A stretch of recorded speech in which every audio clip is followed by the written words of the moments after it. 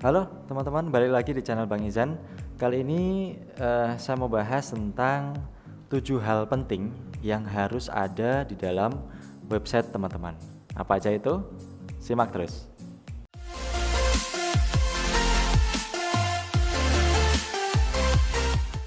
Ada banyak teman-teman yang sudah punya website tapi masih tidak bisa menghasilkan banyak penjualan. Nah, ini teman-teman kita harus cross check dulu nih. Mungkin ada kesalahan yang tidak kita sadari. Dan di video kali ini saya mau bahas tentang apa aja sih yang seharusnya ada di dalam website teman-teman itu. Nah, tapi sebelum itu saya ingin mengucapkan terima kasih untuk Hostinger yang sudah mensupport video ini.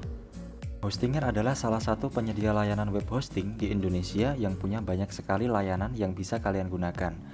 Mulai dari shared hosting, cloud hosting, email hosting, sampai WordPress hosting. Hostinger juga punya banyak keunggulan. Selain UI-nya yang user-friendly dan simple sehingga memberikan kemudahan setup untuk kita, Hostinger juga punya performa dan kecepatan yang baik berkat SSD drive yang digunakan dan sistem Lightspeed Cache agar website kita bisa diakses dengan sangat cepat. Dan buat teman-teman yang masih pemula, Hostinger memiliki kontrol panel yang user-friendly sehingga sangat mudah dipahami dan digunakan oleh pemula. Tidak hanya itu, jika teman-teman punya kendala apapun, Hostinger punya tim support yang siap bantuin kita 24 jam sehari dan 7 hari seminggu. Jadi pernah satu ketika saya punya kendala untuk memindahkan website WordPress saya, dan dengan sigap, tim Hostinger langsung bantu masalah saya sampai tuntas. Harga yang ditawarkan juga terjangkau. Untuk web hosting premium dengan segudang fitur ini, teman-teman cukup keluarkan 23 ribuan saja per bulan. Itu kalau teman-teman langsung berlangganan selama 4 tahun. Tapi kalau teman-teman pengen daftar yang 1 tahun dulu juga bisa. Teman-teman cukup membayar 39 ribuan saja per bulan. Itu sudah termasuk nama domain dan fitur tambahan lainnya seperti SSL atau security untuk keamanan website. Menariknya lagi, teman-teman bisa dapatkan diskon tambahan sampai dengan 90% dengan memasukkan kode kupon Bang Izan. Jadi tunggu apa lagi? Klik link yang ada di deskripsi video ini dan miliki hostingmu sekarang. Oke, kita langsung masuk ke materinya ya. Jadi apa aja sih yang sebetulnya harus ada di dalam website kita itu? Oke, yang pertama adalah apa sih yang sedang Anda tawarkan?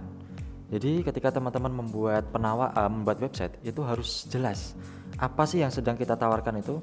Jadi ketika orang pertama kali membuka website kita, membuka website teman-teman, itu mereka harusnya sudah tahu apa sih yang sedang kita tawarkan. Jadi oleh karena itu halaman website itu harus ada unsur-unsur berikut ini. Jadi yang pertama adalah headline. Nah, yang belum tahu headline ini adalah kalimat atau kata-kata ya, penawaran yang muncul di awal dari setiap website atau landing page. Nah, penawaran ini harus bisa menarik perhatian dan juga memicu orang untuk mengetahui lebih banyak tentang produk yang kita tawarkan. Jadi headline ini ya, teman-teman harus menunjukkan manfaat, keunggulan, kepastian jaminan, dan kata-kata yang mengejutkan atau membuat orang penasaran. Kemudian yang kedua adalah buat foto produk yang tampak profesional. Jadi jangan asal-asalan ya. Foto produknya juga harus kita pikirkan dengan benar-benar supaya lebih menarik. Kemudian yang ketiga adalah video. Nah, teman-teman kalau misalnya punya produk nih, jangan cuma foto aja. Kalau foto aja udah banyak, kompetitor kita udah banyak melakukan itu. Kita coba buat yang beda dengan menampilkan video. Intinya adalah dalam video tersebut menjelaskan tentang manfaatnya, keunggulannya, cara kerjanya, cara pakainya, kemudian harga dan cara membelinya gitu. Intinya adalah video ini menjelaskan tentang produknya atau penawaran dalam bentuk video. Itu lebih mudahnya seperti itu. Kemudian selanjutnya adalah penjelasan singkat tentang produk yang kita tawarkan. Jadi buat penawaran dengan bahasa yang sederhana sehingga mudah dipahami oleh orang awam.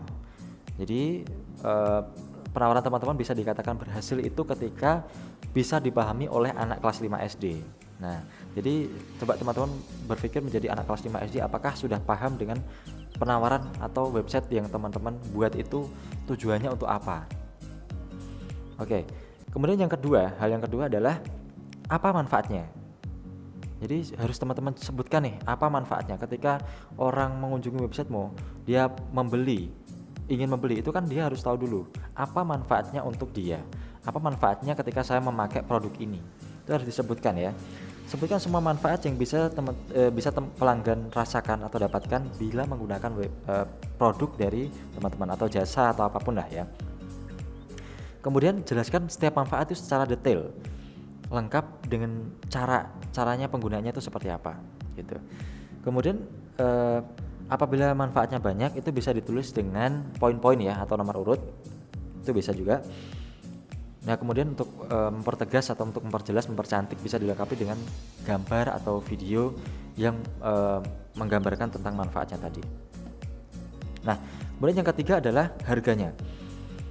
Bagaimana cara menentukan harga? Coba teman-teman cari atau cek harga yang ada di pasaran. Kira-kira berapa, kisaran berapa ya, seperti itu. Dan teman-teman bisa kasih harga yang ya kira-kira bisa bersaing lah gitu. Sesuaikan harga produk teman-teman dengan target marketnya. Jadi bisa dibuat lebih mahal atau bisa dibuat lebih murah ya, atau sama tergantung dengan target market. Apakah dia punya uangnya berapa, itu kan teman-teman yang tahu ya. Makanya pertama itu kita harus riset dulu siapa target market kita sebelum kita bikin produk. Jangan bikin produk dulu baru kita bikin penawaran atau cari pelanggannya, itu keliru ya. Kita cari dulu pelanggannya ada apa enggak, kemudian kita bikin produknya, itu yang benar. Nah ini teman-teman yang juga harus pahami adalah kalangan yang ekonominya menengah ke bawah itu biasanya menyukai harga yang murah tapi dapat banyak. Nah kemudian kalangan ekonomi yang menengah ke atas itu biasanya mereka mementingkan kualitas ya dan gengsi daripada harga gak jadi masalah gitu. Oke, sampai sini semoga paham ya teman-teman. Kemudian apa keunggulannya? Jadi yang keempat adalah apa keunggulannya. Sebelum memutuskan untuk membeli, itu biasanya pelanggan akan membandingkan penawaran kita dengan penawaran orang lain yang sejenis produk yang sama gitu ya maksudnya. Jadi kita harus bisa menunjukkan keunggulan atau apa sih yang beda dari produk saya ini. Jadi kita harus menunjukkan diferensiasi atau perbedaan, keunikan dari sebuah produk yang teman-teman tawarkan. Keunggulannya itu bisa dari segi kualitas misalnya, dari segi manfaat yang lebih banyak atau lebih unik, lebih bagus misalnya ya, dari segi kecepatan, keunikan, langka, itu bisa. Kemudian harga yang lebih murah, harga lebih mahal, atau apapun lah teman-teman bisa cari keunikannya seperti apa. Makanya harus dipelajari dulu untuk kompetitornya itu mereka itu seperti apa. Kemudian yang kelima adalah bagaimana saya bisa percaya kepada Anda. Ketika customer kita atau seseorang membaca penawaran kita, yang mereka pikirkan adalah ini bisa dipercaya apa enggak sih? Terus apa yang bisa meyakinkan saya supaya saya bisa percaya sama kamu? Nah itu yang ada di benak mereka yang membaca penawaran kita.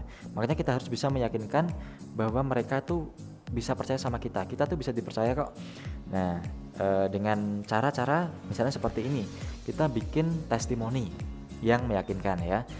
Misalnya teman-teman sudah punya produk dan punya testimoni, nah itu bisa ditampilkan di websitenya. Ini sangat penting sekali dan saya mewajibkan hal ini ya. Kalau saya sendiri mewajibkan testimoni itu harus pasti ada.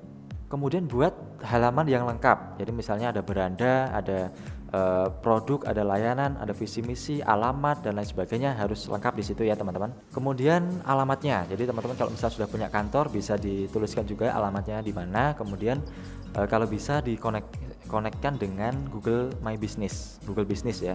Jadi nanti ada di Google Map, itu akan lebih meyakinkan lagi. Nah kemudian teman-teman misalnya punya nomor CS gitu ya. Jadi yang membalas CS-nya itu juga harus secara profesional. Jadi buat layanan teman-teman ini yang terbaik lah pokoknya. Jadi layanan itu nomor satu. Jadi buat mereka yakin dengan pelayanan kita, dengan misalnya customer service yang ramah, kemudian jawabnya cepat, seperti ya profesional lah seperti itu ya. Kemudian kemasan produk juga yang bagus, jangan asal-asalan juga untuk menambah keyakinan dari si pelanggan. Selain itu juga teman-teman bisa berikan garansi supaya mantap dan lebih percaya lagi ya. Apa aja garansinya yang bisa teman-teman gunakan? Bisa gunakan garansi uang kembali misalnya, garansi dibantu sampai merasakan efeknya, garansi produknya pasti asli, dan lain sebagainya. Bisa teman-teman bisa berikan garansi yang lain lah. Kemudian yang keenam adalah kapan saya harus membeli. Nah, ini kebiasaan buruk dari orang Indonesia ya, terutama ketika kita ini seringnya menunda-nunda.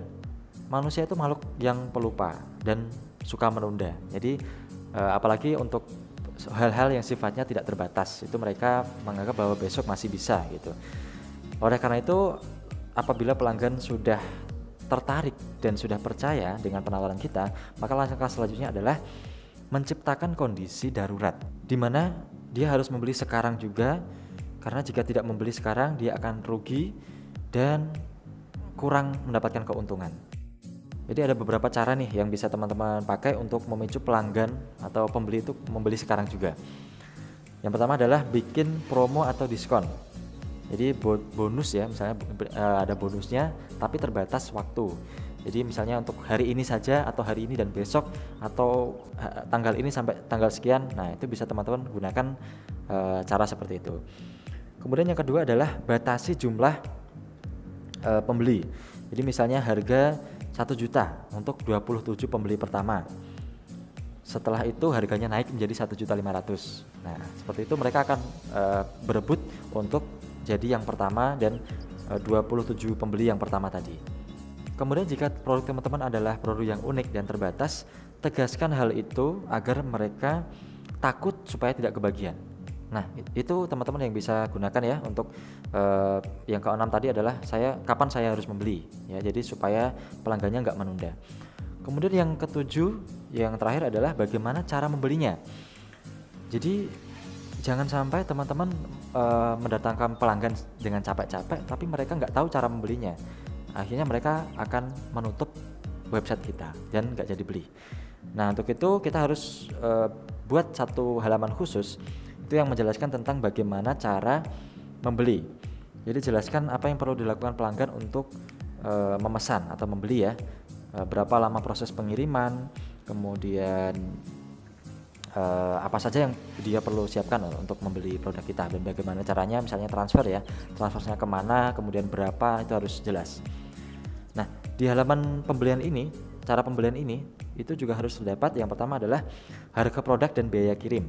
Ya, seperti tadi yang saya jelaskan, harus jelas harganya, biaya kirimnya berapa, itu supaya mereka tidak kebingungan. Kemudian yang kedua adalah link menuju persetujuan pelanggan. Jadi teman-teman di sini punya semacam copyright atau aturan persetujuan ya. Itu bisa ada, bisa juga enggak, terserah teman-teman ya. Kemudian selanjutnya yang ketiga adalah cara pembayaran dan nomor rekening. Jadi kalau misalnya teman-teman jualan online ini kan nggak bisa menjangkau sampai jauh ya kalau harus bayar online itu ya. Jadi sertakan juga maksudnya bayar offline.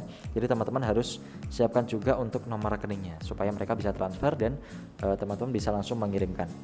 Kemudian berikan juga cara konfirmasi pembayaran. Jadi setelah dia membayar, setelah dia membeli, itu dia konfirmasinya kemana dan seperti apa.